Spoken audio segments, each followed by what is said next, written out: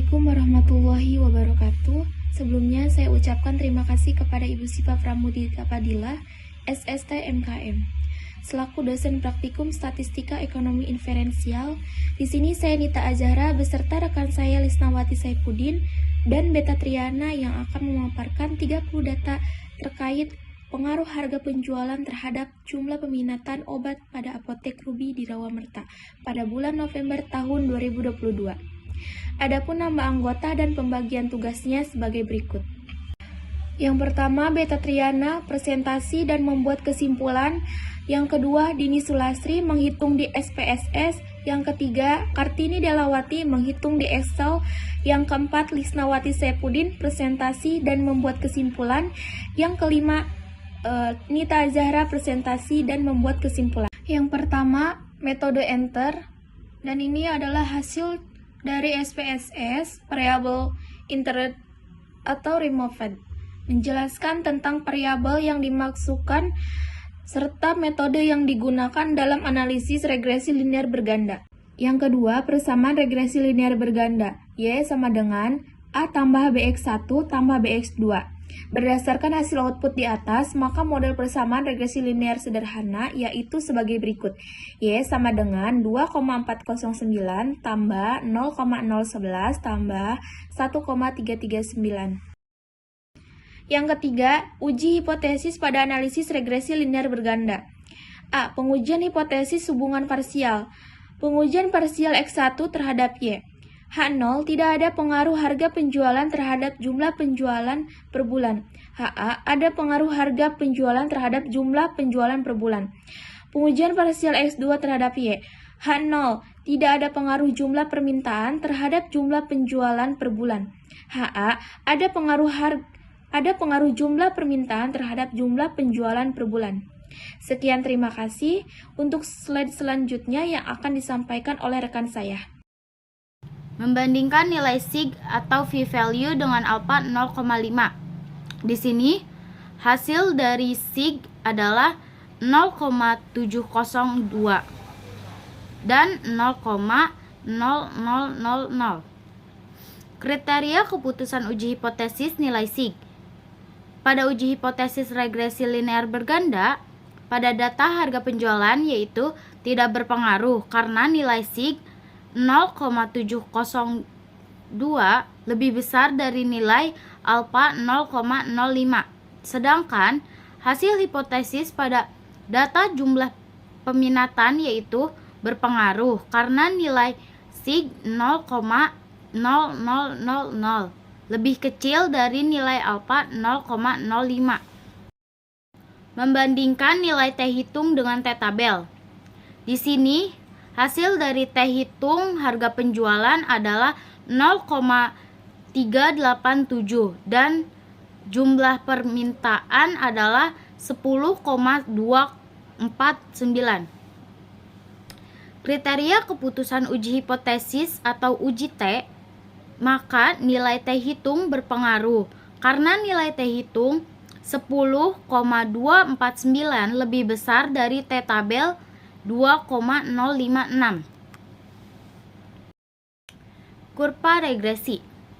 Berdasarkan gambar kurva regresi di atas, diketahui nilai T hitung sebesar 10,249 terletak di area pengaruh positif. Dengan demikian dapat disimpulkan bahwa H2 atau hipotesis kedua diterima berarti ada pengaruh positif terhadap jumlah permintaan X2 terhadap jumlah penjualan per bulan Y. B. Pengujian hipotesis hubungan simultan. Pengujian simultan X1 dan X2 terhadap Y adalah HO sama dengan tidak ada pengaruh harga penjualan dan jumlah permintaan terhadap jumlah penjualan per bulan. HA sama dengan ada pengaruh harga penjualan dan jumlah permintaan terhadap jumlah penjualan per bulan. Membandingkan nilai sig atau v-value dengan alpha 0,5. Di sini hasil dari sig adalah 0,000. Kriteria keputusan uji hipotesis nilai sig. Karena nilai sig atau p-value yaitu 0,000 lebih kecil dari nilai alfa 0,05, maka nilai sig berpengaruh. Baik, terima kasih. Perkenalkan, nama saya Beta Triana. Pada slide selanjutnya kita akan membahas tentang membandingkan nilai F hitung FH dengan F tabel FA. Seperti yang kita lihat pada gambar di atas, sudah ada output SPSS dari nilai F hitung. Jadi, kriteria keputusan uji hipotesis atau uji F diketahui dari output ANOVA di atas bahwa nilai F hitung kinerja adalah sebesar 52,610 dan nilai sig-nya adalah 0,00. Karena F hitung lebih besar dari F tabel, yaitu sebesar 52,610 sama dengan 2,96, dan nilai sig lebih kecil dari 0,05 atau 0,00 sama dengan 0,05, maka hipotesis dapat diterima pada output SPSS yang ditandai dengan warna kuning. Di slide selanjutnya terdapat kurva regresi histogram dari dependent variable jumlah penjualan per bulannya. Lalu, pada slide selanjutnya ada analisis koefisien korelasi. Di gambar di atas juga telah ada output SPSS dari koefisien korelasi. Analisis koefisien korelasi bertujuan untuk mengetahui korelasi atau hubungan besar dan arah antara variabel independen dengan variabel dependen. Dalam analisis korelasi, ada dua aspek yang diukur. Jadi, hasil dan kesimpulan korelasi berdasarkan nilai R sama dengan 0,892 dihasilkan arah positif ada di antara 0 sampai dengan 0,5, artinya nilai R sama dengan 0,892 termasuk ke dalam korelasi positif sedang yang ditandai pada gambar di atas dengan warna kuning. Lalu slide terakhir ada koefisien determinasi. Pada slide ini kita bisa melihat gambar dari output SPSS model summary yang ditandai dengan warna kuning di R square-nya. Hasil dan kesimpulannya jadi, berdasarkan hasil perhitungan di atas bahwa R square atau R2 sebesar 0,796, artinya pengaruh harga terhadap jumlah peminatan sebesar 7,96%, sedangkan sisanya 92,04% peminatan dipengaruhi oleh variabel lain yang tidak diteliti.